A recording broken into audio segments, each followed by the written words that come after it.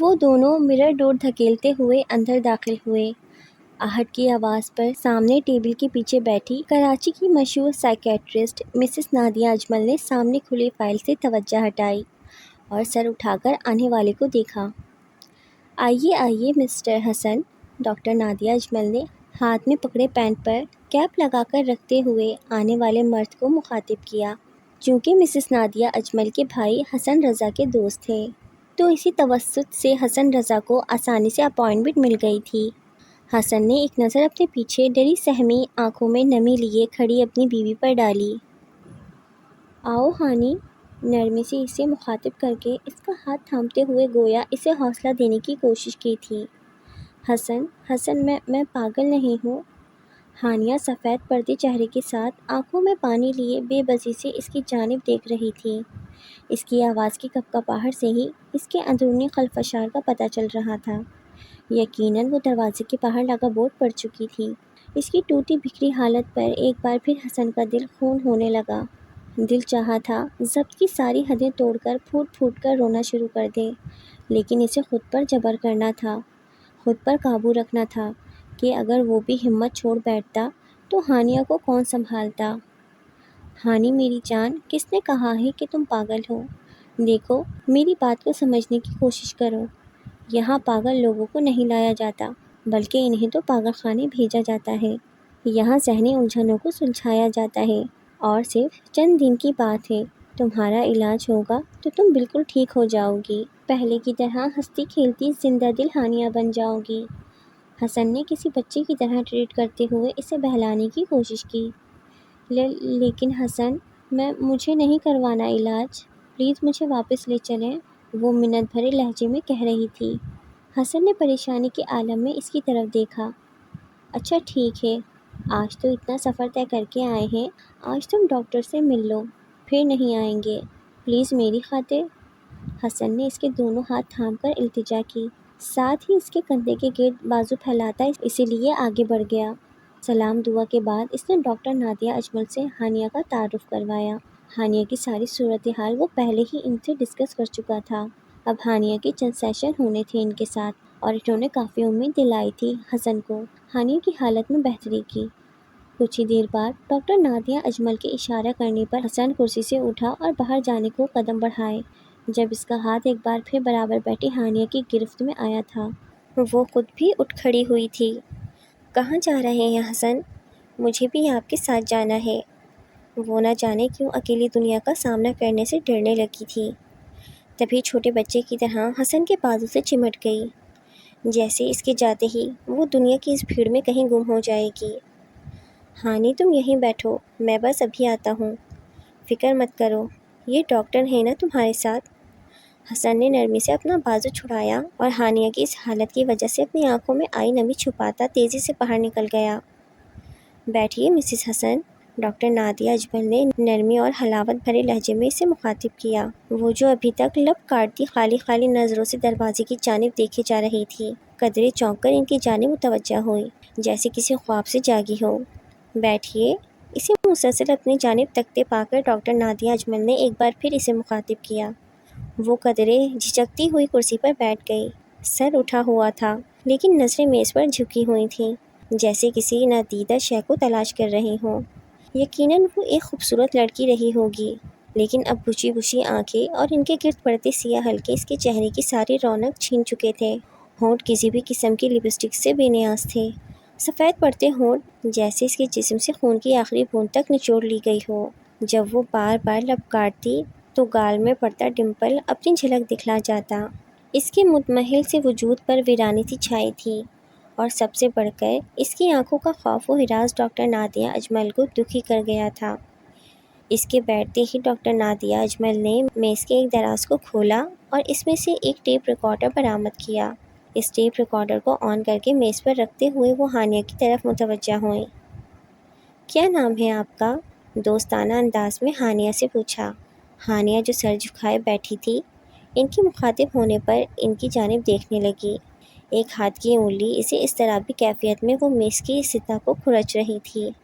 گھبرائیے مت، مجھے اپنی دوست ہی سمجھیں، بس چند سوالات پوچھنے ہیں آپ سے، اس کے بعد آپ جا سکتی ہیں۔ انتہائی نرم لہجے میں کہتے ہوئے ڈاکٹر نادیہ اجمل نے اس کے ہاتھ پر اپنا ہاتھ رکھا۔ وہ اسے ریلیکس کرنا چاہ رہی تھیں تاکہ ہانیہ کھل کر بول سکے اور اس کی اس حالت کی کوئی وجہ پتہ چل سکے۔ ہانیہ نے ایک نظر اپنے صاف شفاف ہاتھ پر دھرے ان کے ہاتھ کی طرف دیکھا، پھر لب کاٹتے ہوئے اپنا ہاتھ کھینچ کر گود میں رکھ لیا۔ میرا نام ہانیہ ہے، مسز ہانیہ حسن۔ اٹک اٹک کر ان کی کچھ دیر قبل پوچھے گئے سوال کا جواب دیا تھا۔ کہاں سے ہیں آپ؟ میرا مطلب آپ کی جائے پیدائش۔ اگرچہ ڈاکٹر نادیہ اجمل حسن سے ساری تفصیل جان چکی تھیں، لیکن یہ ابتدائی گفتگو ضروری تھی تاکہ آہستہ آہستہ وہ اپنے مطلب کی بات کی طرف آ سکیں۔ دوسری جانب چند لمحے خاموشی چھائی رہی، البتہ ہانیہ کے چہرے پر جو بے چینی اور اضطراب تھا اور آنکھوں میں جو خوف پن تھا وہ کافی حد تک زائل ہو چکا تھا۔ وہ قدرے مطمئن نظر آنے لگی تھی۔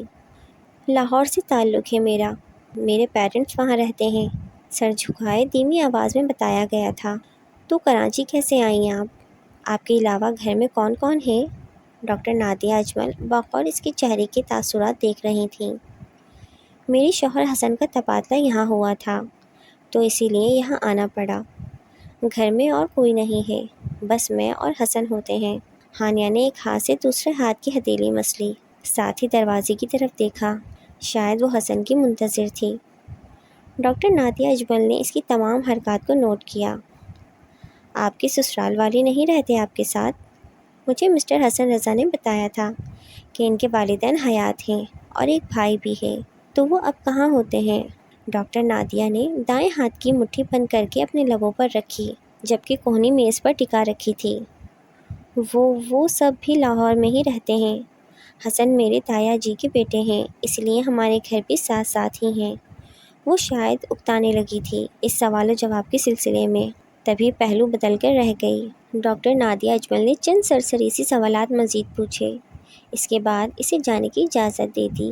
ہانیہ تیزی سے اٹھی جیسے صدیوں بعد کسی قید سے رہائی ملی ہو۔ وہ دروازہ کھول کر باہر نکلی تو حسن کو باہر ویٹنگ روم میں بیٹھے پایا۔ وہ بھی ہانیہ کو باہر آتے دیکھ کر اٹھ کھڑا ہوا۔ حسن گھر چلیں؟ وہ اس کے قریب آتے ہی پوچھنے لگی۔ حسن نے نرمی سے نگاہ اس پر ڈالی، پھر اسے کندھوں سے تھام کر ایک جانب پڑے صوفے پر بٹھایا، خود اس کے سامنے نیچے بیٹھ گیا، ساتھ ہی اس کی گود میں دھرے ہاتھوں کو اپنی گرفت میں لیا۔ تم یہیں بیٹھو، میں ڈاکٹر سے مل کر آتا ہوں، صرف 2 منٹ، پھر گھر چلتے ہیں، ٹھیک ہے؟ اور دیکھو یہیں رہنا، یہاں سے ہلنا نہیں، ٹھیک ہے نا؟ اس کے ہاتھوں کو دباتے ہوئے وہ اسے ہدایت کر رہا تھا۔ ہانیہ نے چند لمحے اس کی جانب دیکھنے کے بعد اس بات میں سر ہلا دیا۔ حسن ایک ہاتھ سے اس کے گال کو تھپتھپاتے ہوئے اٹھا۔ ہانیہ کی نگاہیں اس کی پشت پر ٹکی تھیں۔ مسٹر حسن، یہ کچھ میڈیسنز لکھ کر دے رہی ہوں، یہ اپنی بیوی کو استعمال کروائیے، وہ کسی ڈپریشن کا شکار ہے شاید۔ ان دواؤں کے استعمال سے ان کی حالت میں بہتری آئے گی، اور ہاں، انہیں آپ کی توجہ کی ضرورت ہے، زیادہ سے زیادہ وقت دیں انہیں، کوشش کریں کہ وہ زیادہ دیر اکیلی نہ رہیں۔ جیسا کہ آپ نے بتایا کہ ابھی تک آپ کا کوئی بیبی نہیں ہے، اولاد کا بڑا سہارا ہوتا ہے ایک عورت کو۔ شادی کے بعد ماں بننے کی خواہش ہر عورت کے دل میں ہوتی ہے، اور دیر ہونے کی وجہ سے وقت گزرنے کے ساتھ ساتھ یہ خواہش شدت اختیار کر جاتی ہے۔ ایسے میں عورت نفسیاتی الجھنوں کا شکار ہو کر رہ جاتی ہے، تنہائی کسی کو بھی راس نہیں آتی۔ شاید آپ کی وائف بھی تنہا رہتے رہتے اسپلٹ پرسنالٹی کا شکار ہو چکی ہیں، جس میں ایک انسان 2 شخصیات میں بٹ جاتا ہے، اور اسے یوں محسوس ہوتا ہے کہ اس کے ساتھ کوئی اور بھی ہے۔ وہ اکیلے میں خود سے ہی باتیں کرتا ہے، من گھڑت کہانیاں گھڑتا ہے اور اسے سچ سمجھ لیتا ہے۔ بعض اوقات اسے خود بھی سمجھ نہیں آتی کہ وہ کیا کر رہا ہے۔ اسی لیے انہیں تنہائی کا شکار مت ہونے دیجیے، زیادہ سے زیادہ ٹائم اسپینڈ کریں ان کے ساتھ، اور نیکسٹ ویک پھر انہیں لے کر آئیے گا میرے پاس اگلے سیشن کے لیے، تاکہ ان کی ان الجھنوں کو سلجھایا جا سکے، انہیں نارمل لائف کی طرف لے کر آ سکیں ہم۔ ڈاکٹر نے ہانیہ کی حالت کے بارے میں تفصیل سے اسے آگاہ کیا۔ حسن پریشانی کے عالم میں انہیں سنتا چلا گیا، پھر وہ پرچی جس پر میڈیسنز لکھی تھیں وہ ان سے لے کر الوداعی کلمات کہتا باہر آ گیا۔ وہ باہر آیا تو ہانیہ ویٹنگ روم میں نہیں تھی، اس کے تو حواس ہی مختل ہو کر رہ گئے۔ ہانی، ادھر ادھر نگاہ دوڑاتے اس نے بے بسی سے اپنے بالوں میں ہاتھ پھیرا پھر ویٹنگ روم کے دروازے سے نکل کر راہداری میں جھانکا، لیکن وہ وہاں بھی نہیں تھی۔ دوسری جانب کی راہداری میں سامنے مین گیٹ تھا۔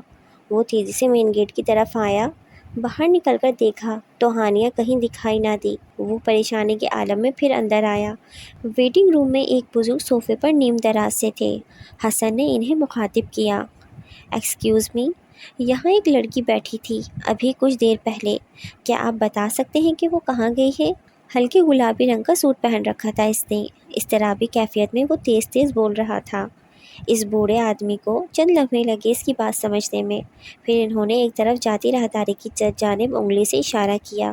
حسن ان کے بولنے کا انتظار کیے بغیر تیزی سے بھاگتا ہوا اس راہداری کی جانب بڑھ گیا۔ ہانی اسے آوازیں دیتے ہوئے وہ مسلسل چلتا جا رہا تھا۔ راہداریاں ہی راہداریاں تھیں، لیکن ہانیہ کہیں نہ تھی۔ اسے لگا جیسے اس کے دماغ کی کوئی نس پھٹ جائے گی۔ تیزی سے بھاگتے ہوئے اسے ایک جگہ رکنا پڑا۔ وہ راہداری کافی لمبی تھی اور اس کے آخری سرے پر ایک موڑ تھا جو شاید اگلی راہداری میں مڑتا تھا، جبکہ اس راہداری کے درمیان میں سیڑھیاں تھیں جو اوپر کی منزل پر جاتی تھیں۔ حسن اس کشمکش میں تھا کہ اوپر جائے یا سیدھا، تبھی اس کی نگاہ اوپر سیڑھیوں کے پاس لہراتے آنچل پر پڑی۔ بغیر کچھ سوچے وہ سیڑھیاں پھلانگتا اوپر جانے لگا۔ ایک جگہ سیڑھیوں پر خون کے چند قطرے لگے تھے اور ہانیہ کا ایک جوتا بھی وہیں پڑا تھا۔ وہ حواس باختہ سا مزید آگے بڑھا۔ تمام سیڑھیاں عبور کرتے ہوئے وہ اوپر آیا تو وہاں ہانیہ کا دوپٹہ اور ساتھ ہی دوسرا جوتا موجود تھا۔ ان چیزوں پر توجہ دیے بغیر وہ ٹیرس کی طرف آیا۔ سامنے ہانیہ نظر آئی تھی جو کسی ٹرانس کی سی کیفیت میں ٹیرس کے آخری سرے کی جانب چلتی جا رہی تھی، یوں جیسے اسے اپنی خبر نہ ہو۔ ہانیہ، حسن چلایا، لیکن اس نے حسن کی آواز تو جیسے سنی ہی نہیں تھی۔ حسن جلدی سے آگے بڑھا، بھاگ کر اس کا بازو تھام کر اسے اپنی جانب کھینچا۔ وہ کچی ڈور سے کھینچتی ہوئی اس کی طرف چلی آئی۔ اس کا وجود حسن کے سینے سے ٹکرایا تھا اور یوں جیسے وہ گہری نیند سے جاگی ہو۔ ایک لمحے کی بھی دیر ہو جاتی تو ہانیہ چھت سے نیچے گر جاتی۔ حسن نے اسے اپنے مضبوط بازوؤں کے حصار میں جکڑتے ہوئے اس کے بالوں میں چہرہ چھپایا۔ اس کے آنسو ہانیہ کے بالوں میں جذب ہو رہے تھے۔ حسن، کیا ہوا آپ کو؟ آپ رو کیوں رہے ہیں؟ چند لمحے اس کے سینے میں منہ چھپائے رہنے کے بعد جب ہانیہ کو اس کے رونے کی خبر ہوئی تو وہ تڑپ اٹھی تھی۔ کیوں تنگ کرتی ہو تم مجھے اتنا؟ کیوں ستاتی ہو؟ اگر ابھی تمہیں کچھ ہو جاتا تو؟ وہ بھیگی آواز میں کہہ گیا، ساتھ ہی اس کا چہرہ اپنے ہاتھوں کے پیالے میں لے کر اس کی پیشانی چومی۔ اس کی کنپٹی پر ایک جانب زخم سا بنا تھا جہاں خون بھی جمع ہوا نظر آ رہا تھا۔ شاید سیڑھیوں پر گر گئی تھی وہ، تبھی سیڑھیوں پر بھی حسن کو خون دکھائی دیا تھا۔ یہ آپ کیا کہہ رہے ہیں حسن؟ میں نے کیا کیا ہے؟ اور میں یہاں کیسے آئی؟ میں تو ویٹنگ روم میں آپ کا انتظار کر رہی تھی، پھر وہاں ایک بچہ آیا مجھے بلانے۔ اس نے مجھ سے کہا کہ مجھے آپ بلا رہے ہیں اور میں اس کے کہنے پر اٹھی۔ اس کے بعد مجھے کچھ یاد نہیں کہ یہاں تک کیسے پہنچی میں۔ اور وہ بچہ کہاں گیا؟ وہ یہیں تو تھا، ابھی اسی طرف گیا تھا۔ شاید وہ نیچے گر گیا حسن، وہ بچہ نیچے گر گیا، اسے چوٹ لگی ہوگی، وہ رو رہا ہوگا، اس کا خون بہہ رہا ہوگا۔ ہانیہ خود سے ہی الجھتے ہوئے پھر آگے کی جانب بڑھی جب حسن نے اسے بازو سے تھام کر اپنی طرف کھینچا۔ وہاں کوئی نہیں ہے ہانی، کوئی بچہ نہیں ہے ادھر، چلو میرے ساتھ، تمہیں چوٹ لگی ہے، ڈاکٹر سے بینڈیج کروا کے گھر چلتے ہیں۔ حسن نے ضبط کرتے ہوئے اس کی شانوں پر ہاتھ رکھتے ہوئے اسے سمجھایا، پھر زبردستی اسے اپنے ساتھ لے گیا۔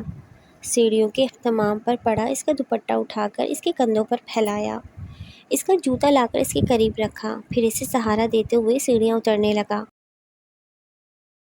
رات کے کسی پہر نیند میں کسمساتے ہوئے اس نے ہاتھ بڑھا کر اپنے برابر سوئی ہانیہ کو اپنے قریب کرنا چاہا، لیکن اگلے ہی پل اسے آنکھیں کھولنی پڑیں۔ نیند کے خمار سے سرخ پڑتی نگاہ اس نے ادھر ادھر گھمائی۔ وہ نہ تو بیڈ پر موجود تھی، نہ ہی کمرے میں اس کا نام و نشان تھا۔ ہانی، کمبل اتار کر ایک جانب پھینکتے ہوئے وہ بیڈ سے اترا۔ دل نے کسی خطرے کی نشاندہی کی تھی۔ ہانی، کہاں ہو تم؟ وہ سلیپرز پیروں میں اڑستا ہوا اٹیچ باتھ کی جانب بڑھا۔ دروازہ کھٹکھٹایا لیکن جواب نہ آیا۔ اندر سے کسی قسم کی کوئی آواز بھی نہیں آ رہی تھی۔ اس نے بینڈل گھماتے ہوئے باتھ روم کا دروازہ کھولا، وہ یہاں بھی نہ تھی۔ دل ایک دم پریشان سا ہوا تھا، یہ پہلی بار نہیں تھا۔ وہ اکثر یوں ہی بنا بتائے روم سے چلی جاتی تھی اور حسن اسے ڈھونڈتے ڈھونڈتے پاگل ہو جاتا تھا۔ ہانیہ وہ بے چین ہوتا ڈریسنگ روم کی طرف بڑھا، اسے وہاں بھی موجود نہ پا کر تیزی سے کمرے کا دروازہ کھولتے ہوئے باہر آیا۔ ہانیہ کہاں ہو؟ جواب دو یار۔ اس کی آواز سے ہی اس کے اضطراب کا اندازہ ہو رہا تھا۔ کوئی جواب نہ پا کر وہ ٹینشن سے بالوں میں ہاتھ پھیرتا تیز تیز سیڑھیاں اترنے لگا۔ کچن میں جھانکا، وہاں بھی موجود نہ تھی۔ Drawing room, TV lounge, guest room, ہر جگہ جہاں اس کی موجودگی کا گمان ہو سکتا تھا وہاں اس نے دیکھا، لیکن وہ کہیں نہیں تھی۔ حویلی کے اس پورشن کے باقی کمرے لاک تھے، سو وہاں جا نہیں سکتی تھی۔ وہ بھاگتے ہوئے داخلی دروازے کھولتے ہوئے باہر لان میں آیا کہ شاید گھبراہٹ کے باعث چند لمحے ہوا خوری کی نیت سے وہ باہر آ گئی ہوگی۔ ہانیہ اندھیرے میں ادھر ادھر نگاہ دوڑاتے وہ ایک بار پھر چلایا، لیکن کوئی جواب نہ ملا۔ وہ گھٹنوں پر ہاتھ رکھے جھکا اور گہرے گہرے سانس لینے لگا۔ ذہنی پریشانی اور بھاگنے کے باعث سانس پھولنے لگا تھا۔ سیدھے ہوتے ہوئے اس نے پیشانی مس لی۔ ذہن معاف ہو رہا تھا، سمجھ نہیں آ رہی تھی کہ اسے کہاں ڈھونڈے۔ حویلی کا بڑا سا آہنی گیٹ بھی لاک تھا۔ اسے سونے سے پہلے حسن نے خود تالا لگایا تھا اور چابی حسن کے ٹراؤزر کی پاکٹ میں تھی۔ اس کے باہر جانے کی امید بھی نہیں کی جا سکتی تھی۔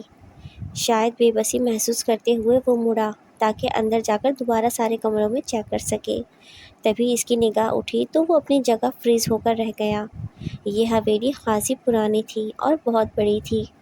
اس کا کچھ حصہ دوبارہ تعمیر کروایا گیا تھا جدید انداز میں، اور حسن کو کمپنی کی جانب سے یہ گھر الرٹ کیا گیا تھا، جبکہ بقیہ حویلی اپنی سابقہ حالت میں تھی، یوں جیسے کوئی کھنڈر ہو، اکھڑا ہوا رنگ و روغن، پرانی طرز تعمیر۔ کمپنی کے ساتھ حسن کا 4 سال کا معاہدہ ہوا تھا۔ 4 سال بعد اسے واپس لاہور چلے جانا تھا، لہٰذا عارضی طور پر رہنے کے لیے یہ رہائش گاہ اسے نامناسب نہ لگی تھی۔ اور پھر اس پرانی حویلی سے بھلا ان کا کیا لینا دینا؟ جہاں انہیں رہنا تھا اس حصے کو تو دوبارہ تعمیر کروایا گیا تھا، یہی کافی تھا۔ ویسے بھی 2 افراد تھے وہ، 2 افراد کو رہنے کے لیے کتنی جگہ اور کتنا بڑا گھر درکار ہو سکتا ہے؟ بس یہی سوچ کر حسن نے یہاں رہنے کا فیصلہ کر لیا تھا۔ ویسے بھی حویلی کا پرانے حصے کا داخلی دروازہ مقفل تھا اور اس طرح کبھی جانے کی ضرورت ہی پیش نہ آئی ہانیہ کو یا حسن کو، لیکن آج ہانیہ نہ جانے کیسے اس پرانی حویلی میں داخل ہو چکی تھی۔ سامنے دوسری منزل پر مختلف کمروں کے سامنے بنے کوریڈور میں حسن نے ہانیہ کی ایک جھلک دیکھی تھی جو بائیں جانب چلتی جا رہی تھی۔ اچنبھا حسن کو اس بات پر ہوا تھا کہ رات کے اس پہر ہانیہ کو اس حویلی میں جانے کی کیا ضرورت آن پڑی، اور پھر اس طرف کا دروازہ ہر وقت مقفل رہتا تھا تو ہانیہ اس حویلی میں کیسے داخل ہوئی؟ بہت سے سوال تھے جو حسن کے دماغ میں گردش کر رہے تھے، لیکن ان کا جواب دینے والا کوئی نہ تھا۔ وہ بغیر کچھ سوچے تیزی سے اس پرانی حویلی کی جانب بڑھا۔ داخلی دروازے کے قریب آیا تو تالا کھلا ہوا تھا۔ اندر داخل ہوا تو وہاں دھول مٹی اور نہ جانے کیا کیا تھا، ہر طرف جالے لگے تھے۔ کھانستا ہوا وہ سیڑھیاں تلاش کرنے لگا۔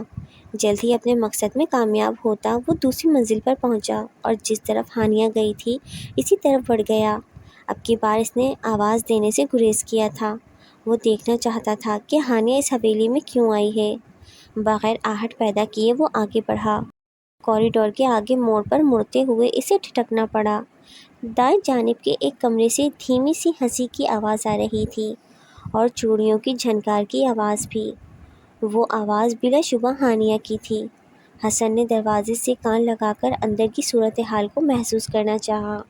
اب ہانیہ کی باتیں کرنے کی آواز سنائی دے رہی تھی، لیکن آواز اتنی آہستہ تھی کہ حسن کے پلے کچھ نہ پڑا۔ وہ شاکڈ ہوا تھا۔ اس بند کمرے میں کون تھا جس سے ہانیہ باتیں کر رہی تھی؟ اس کے دل میں شک نے سر اٹھایا۔ نہیں نہیں، ہانیہ ایسی نہیں ہے۔ وہ رات کے اس وقت یوں بند کمرے میں بیٹھ کر کسی غیر مرد سے باتیں نہیں کر سکتی۔ دل نے فوراً ہانیہ کی طرفداری کی تھی، لیکن دماغ اکسا رہا تھا، اسے شک میں مبتلا کر رہا تھا۔ غصے کے عالم میں دروازہ کھول کر وہ چوکھٹ پر آن کھڑا ہوا۔ دروازہ کھلنے کی آواز پر ہانیہ کی آتی آواز ایک دم رکی اور جہاں کی تہاں رہ گئی۔ اس کی پشت تھی دروازے کی طرف اور کمر پر بکھرے بال صاف نظر آ رہے تھے۔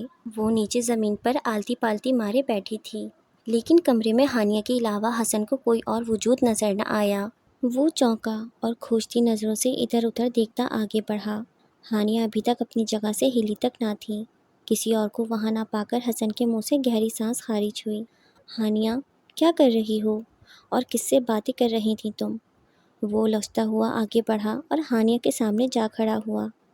اس کا چہرہ دیکھ کر ایک اور جھٹکا لگا تھا حسن کو۔ چہرے پر میک اپ کیے، سرخ لپسٹک لگائے، کانوں میں جھمکے پہنے، وہ یوں تیار تھی جیسے کسی فنکشن پر جا رہی ہو، جبکہ کتنے ماہ ہو چکے تھے حسن نے اسے کبھی تیار نہ دیکھا تھا۔ حسن کے لا کہنے پر بھی وہ لپسٹک تک نہ لگاتی۔ حسن کو اس کے ہاتھوں کی مہندی بہت پسند تھی، لیکن اس کے کہنے کے باوجود ہانیہ ہر بار ٹال جاتی۔ اس کے سونے سونے ہاتھ حسن کا دل دکھاتے تھے، لیکن ہانیہ کی طبیعت کے پیش نظر زیادہ اصرار کرنا اس نے کبھی مناسب نہ سمجھا، اور آج غیر متوقع طور پر اسے یوں سجے سنورے دیکھ کر حسن کے ماتھے پر تیوریاں چڑھنے لگیں، لیکن خود پر قابو پاتے ہوئے وہ ہانیہ کی طرف متوجہ ہوا، جو اسے یوں اچانک سامنے پا کر خوفزدہ نگاہوں سے اسے دیکھ رہی تھی۔ ہانیہ، میں نے پوچھا کس سے باتیں کر رہی تھیں؟ حسن کا لہجہ قدرے سخت ہوا۔ سارا دن آفس میں کام کرنے اور سر کھپانے کے بعد شام کو وہ گھر آتا تھا تو ہانیہ کی توجہ حاصل کرنے کی خواہش ہوتی، لیکن اس کی غائب دماغی کے باعث دل محسوس کر رہ جاتا۔ رات میں سوتا تو یوں ہی اکثر ہانیہ کو کمرے سے غائب پاتا۔ ذہنی پریشانی اور نیند کی کمی کی وجہ سے وہ خود بھی کبھی کبھار چڑچڑا سا ہو جاتا تھا۔ کوئی نہیں، کوئی بھی تو نہیں ہے یہاں، میں تو کسی سے باتیں نہیں کر رہی تھی، ہانیہ نے ہکلاتے ہوئے یوں کہا جیسے اس کی چوری پکڑی گئی ہو۔ ساتھ ہی وہ ایک جانب دیکھنے لگی۔ حسن نے اس کی نگاہوں کے تعاقب میں دیکھا، لیکن وہاں کچھ بھی نہ تھا۔ پرانی زنگ لگی قد آدم کھڑکی کے سامنے پردہ لہرا رہا تھا۔ ہانیہ، میری طرف دیکھ کر بات کرو، اس طرف کیا دیکھ رہی ہو؟ حسن تلخ سا ہوا۔ اس کے انداز پر ہانیہ نے ہرنی جیسی آنکھوں میں خوف و ہراس لیے اس کی طرف دیکھا۔ اس کی آنکھوں میں نمی کی جھلک دکھائی دی تھی۔ ایک نظر حسن کو دیکھنے کے بعد وہ فوراً سر جھکا گئی۔ حسن نے بالوں میں ہاتھ پھیر کر خود کو کمپوز کرنے کی کوشش کی، پھر گہری سانس بھرتا اس کی طرف متوجہ ہوا۔ چلو اٹھو، گھر چلیں۔ ایک ہاتھ سے ہانیہ کا ہاتھ تھامتے ہوئے دوسرا بازو اس کے کندھوں کے گرد حمائل کر کے حسن نے اسے اٹھنے میں مدد دی۔ بغیر کوئی لفظ کہے وہ اٹھ گئی، البتہ دروازے کے قریب جا کر وہ گردن موڑ کر پھر پیچھے دیکھنے لگی تھی۔ حسن نے بے بسی بھری نگاہوں سے اسے دیکھا، پھر اسے لیے ہوئے اس حویلی میں باہر آ گیا۔ آج پھر وہ ہانیہ کو لے کر ڈاکٹر نادیہ اجمل کے پاس آیا تھا، دوسرے سیشن کے لیے۔ اس ایک ہفتے میں اس نے خود پوری احتیاط سے ڈاکٹر کی تجویز کردہ دوائیاں ہانیہ کو استعمال کروائی تھیں، لیکن اس کی حالت میں کوئی معمولی سا فرق بھی نظر نہ آیا تھا حسن کو۔ ہانیہ کو ڈاکٹر کے روم میں ایک جانب بٹھائے اب حسن خود اس ہفتے کے ساری صورتحال سے ڈاکٹر کو آگاہ کر رہا تھا۔ آواز انتہائی دھیمی تھی کہ ہانیہ نہ سن سکے۔ ویسے بھی وہ لاشعوری طور پر جو کچھ کرتی تھی بعد میں بہت کم یاد رہتا تھا اسے، اور حسن کے منہ سے اپنی حالت کے بارے میں سن کر وہ یقیناً پریشان ہو جاتی، اور حسن اسے پریشان نہیں کرنا چاہتا تھا اور نہ ہی اس کے معاملے میں کوئی رسک لے سکتا تھا۔ اس لیے اب اسے ویٹنگ روم میں بٹھانے کے بجائے اپنے ساتھ ہی لے آیا تھا ڈاکٹر نادیہ کے کیبن میں۔ ڈاکٹر نادیہ اجمل حسن کی باتوں کو سنتے ہوئے ہانیہ کو پھر بغور دیکھ رہی تھیں، جو ارد گرد سے بے نیاز دیواروں کو تکی جا رہی تھی، اور کبھی سر جھکائے دانتوں سے ناخن کاٹنے لگتی۔ اس کی ہر حرکت سے اس کی اضطراری کیفیت عیاں تھی۔ وہ جب بھی آتی تھی شروع میں اس کی یہی حالت ہوتی، پھر ڈاکٹر نادیہ اجمل سے بات کر کے دھیرے دھیرے وہ پرسکون ہو جاتی۔ مسٹر حسن رضا، جب یوں میڈیسن سے بھی مریض کو کوئی فرق نہ پڑ رہا ہو اور نہ ہی وہ اپنے بارے میں کھل کر کچھ بتانے پر تیار ہو، تب ہم ایک مخصوص عمل کرتے ہیں جسے ہپنوٹائزم کا نام دیا جاتا ہے۔ اس عمل میں مریض ایک خاص سحر میں جکڑا جاتا ہے، اس کا دل و دماغ ہمارے قابو میں آ جاتا ہے۔ یوں سمجھ لیں کہ مریض کا خود اپنے اوپر کوئی قابو نہیں رہتا، ہم اس سے جو چاہے اگلوا سکتے ہیں، اور اس سحر کے ختم ہونے کے بعد مریض کو خود کچھ بھی یاد نہیں رہتا کہ اس نے کیا کیا بول دیا ہے ہمارے سامنے۔ یوں کہہ لیں کہ اس عمل کے ذریعے ہم مریض سے اس کی ماضی کے تمام واقعات جاننے کی کوشش کرتے ہیں، اور پھر مریض کی الجھن اس کی دماغی گرہ کو کھولنے کی کوشش کرتے ہیں۔ آپ کی وائف بھی اپنے بارے میں کچھ خاص بتانا نہیں چاہتی، تو مجھے انہیں بھی ہپنوٹائز کرنا پڑے گا۔ ان کے علاج کے لیے یہ ضروری ہے، لیکن اگر آپ کی اجازت ہو تو اور ایک بات اور، ماضی میں انسان نے جو بھی غلطیاں کی ہوں اور جن کا اعتراف وہ ہمارے سامنے کرتا ہے، وہ سب ہمارے پاس ایک راز کی طرح محفوظ رہتا ہے۔ ہم اسے ریکارڈ ضرور کرتے ہیں، لیکن کسی کو وہ ریکارڈنگز دیتے نہیں ہیں، کیونکہ اگر ایسا نہ کیا جائے تو ماضی کی وجہ سے بہت سے لوگوں کا حال تباہی کی نظر ہو جاتا ہے۔ میں مسز ہانیہ کو ہپنوٹائز کروں گی، لیکن ان کے راز آپ کو نہیں بتاؤں گی، کیونکہ میں نہیں چاہتی کسی چھوٹی سے چھوٹی بات کی وجہ سے بھی آپ کا گھر خراب ہو۔ یہ سب علاج کی نیت سے کیا جا رہا ہے، تو جیسے ہی میں اصل مسئلے تک پہنچتی ہوں میں ان کا علاج شروع کر دوں گی۔ 60% چانسز ہوتے ہیں اس طریقے میں مریض کی صحت یابی کے، باقی جو اللہ کی مرضی ہوگی ہونا تو وہی ہے۔ ڈاکٹر نادیہ اجمل کی باتیں سن کر حسن کی پریشانی میں مزید اضافہ ہوا تھا، لیکن فی الحال ان کی بات ماننے کے سوا اور کوئی چارہ بھی نہ تھا۔ ٹھیک ہے، جیسے آپ کو مناسب لگے ڈاکٹر، مجھے میری بیوی بہت عزیز ہے اور اس کی صحت یابی کے لیے میں کچھ بھی کرنے کو تیار ہوں۔ اگر اس طریقے سے وہ واپس زندگی کی طرف لوٹ آتی ہے تو اس سے بڑی خوشی کی بات اور کیا ہو سکتی ہے۔ ڈاکٹر نادیہ کی باتوں نے اسے ایک امید کا دیا تھمایا تھا، اور اس دیے کی روشنی میں وہ آگے بڑھنے کی خواہش دل میں پیدا کر چکا تھا۔ اوکے، 2 دن بعد یعنی پیر کو آپ انہیں میرے پاس لے آئیے گا، پھر ان کا ٹریٹمنٹ شروع کرتے ہیں۔ تب تک میں ان کی میڈیسنز چینج کر رہی ہوں، یہ اینٹی ڈپریشن میڈیسنز ہیں، یہ استعمال کروائیے انہیں۔ ڈاکٹر نادیہ کی بات پر وہ سر ہلاتا اٹھا اور کچھ فاصلے پر سر جھکائے بیٹھی ہانیہ کو لے کر باہر کی جانب بڑھ گیا۔ ٹھیک 2 دن بعد حسن ہانیہ کو لے کر پھر ڈاکٹر نادیہ کے پاس حاضر ہوا۔ مسٹر حسن، آپ چاہیں تو جا سکتے ہیں اب، ہمیں کچھ وقت درکار ہے اس علاج کے لیے، چند گھنٹے لگیں گے۔ اب یہ آپ کی مرضی ہے کہ آپ باہر ویٹ کرنا چاہتے ہیں یا جاب پر جانا چاہتے ہیں۔ ڈاکٹر نادیہ اجمل نے کچھ ضروری سامان میز پر رکھتے ہوئے حسن کو مشورہ دیا۔ وہ شش و پنج میں مبتلا ہو گیا۔ چند لمحوں بعد فیصلہ کرتے ہوئے اس نے سر اٹھایا۔ میں باہر ویٹنگ روم میں انتظار کر لوں گا، آپ کو جتنا وقت درکار ہے آپ لے لیجئے، لیکن میں ہانیہ کو چھوڑ کر نہیں جا سکتا۔ اس کی زندگی میں وہی ایک لڑکی تھی جو سب سے زیادہ اہمیت رکھتی تھی۔ اس سے قبل وہ کام کی دھن خود پر سوار کر کے اسے تنہائی کا عادی بنا چکا تھا، لیکن اب نہیں، اب اپنی غلطیوں کو سدھارنے کا وقت تھا اور اسے ہر جگہ ہانیہ کے ساتھ ہی ہونا تھا۔ آل رائٹ، پھر آپ باہر چلے جائیے تاکہ میں اپنا کام شروع کر سکوں۔ ڈاکٹر کی بات پر سر ہلاتا وہ اٹھا، ایک نظر برابر بیٹھی ہانیہ پر ڈالی جو کنفیوز سی اسے دیکھ رہی تھی۔ ڈونٹ وری ہانی، سب کچھ ٹھیک ہو جائے گا، میں باہر ہی ہوں۔ اس کے گال کو سہلاتا ہوا وہ اٹھا اور باہر نکل گیا۔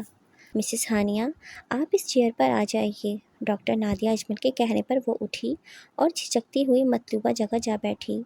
ڈاکٹر نادیہ نے کمرے کی لائٹ آف کرتے ہوئے ٹیبل لیمپ آن کیا اور اس کی روشنی بھی کم کر دی۔ کمرے میں اب نیم اندھیرا تھا اور جس جگہ ہانیہ بیٹھی تھی وہاں روشنی بالکل کم تھی۔ اپنی آنکھیں بند کر لیجئے۔ ڈاکٹر نادیہ کے کہنے پر وہ ڈرتے ڈرتے اپنی آنکھیں بند کر گئی۔ نہ جانے کیا ہونے والا تھا، دل میں طرح طرح کے خدشات ابھر رہے تھے۔ چند لمحوں بعد ہی اسے لگا اس کے سوچنے سمجھنے کی صلاحیت ختم ہو رہی ہے۔ دماغ جیسے سنسا ہو رہا تھا۔ اسے محسوس ہونے لگا جیسے اس کا ذہن گہری نیند میں ڈوبتا جا رہا ہو۔ تاریکی ہی تاریکی تھی ہر طرف۔ کہیں دور سے ڈاکٹر نادیہ اجمل کی آواز سنائی دے رہی تھی۔ اپنے بارے میں بتائیے، شروع سے سب، ہوش سنبھالنے کے بعد سے لے کر اب تک جو باتیں، جو واقعات اور جتنی بھی یادیں آپ کے ذہن میں محفوظ ہیں وہ سب بیان کر دیں۔ ٹیپ ریکارڈر آن کرتے ہوئے ڈاکٹر نادیہ اجمل اب اس کے بولنے کی منتظر تھیں۔